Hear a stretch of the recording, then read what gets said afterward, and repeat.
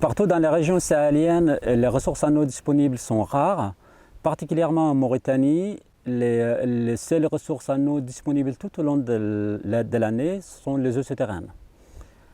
À travers le temps, les habitants exploitent les aquifères et développent des connaissances locales qui sont transmises d'un père à un fils sur l'accès à la nappe, comment les ressources évoluent.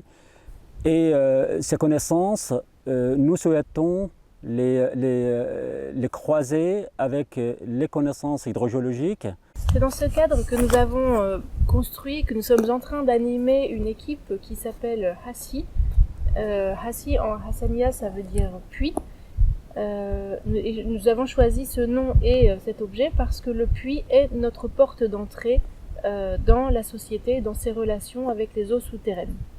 Cette équipe est interdisciplinaire, elle associe des chercheurs et des étudiants, mauritaniens et français, des sciences de l'environnement et des sciences de la société. L'idée étant de construire le dialogue avec les différentes compétences réunies dans l'équipe.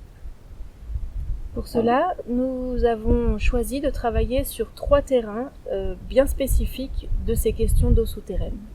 Ces 3 terrains se trouvent géographiquement répartis sur la Mauritanie. Premièrement, les cas du parc national du Diaoling, où nous focalisons notre travail sur la salinisation de la dune des Zérés, qui est influencée par la gestion artificielle de la crue du fleuve et la remontée des eaux salées de l'océan. Le deuxième terrain, c'est le cas de la nappe de Nouakchott, de la capitale Nouakchott, où on fait actuellement face à une remontée paradoxale dans une région semi-aride comme la Mauritanie de cette nappe qui est d'origine salée parce que ça se trouve dans un environnement salé, Sabra. Le troisième terrain, c'est le cas de quelques oasis d'Anadrar où aussi nous sommes face à une autre forme d'anthropisation liée à la baisse de la nappe par le développement des pratiques de pompage, notamment le pompage extensif avec l'arrivée du solaire. C'est là aussi, cette baisse du niveau de la nappe se traduit aussi par une dégradation de la qualité des eaux souterraines. Nous menons nos investigations de manière interdisciplinaire en travaillant ensemble, hydrogéologues et anthropologues, pour vraiment documenter, chercher des informations et construire nos interrogations, nos questions de recherche ensemble.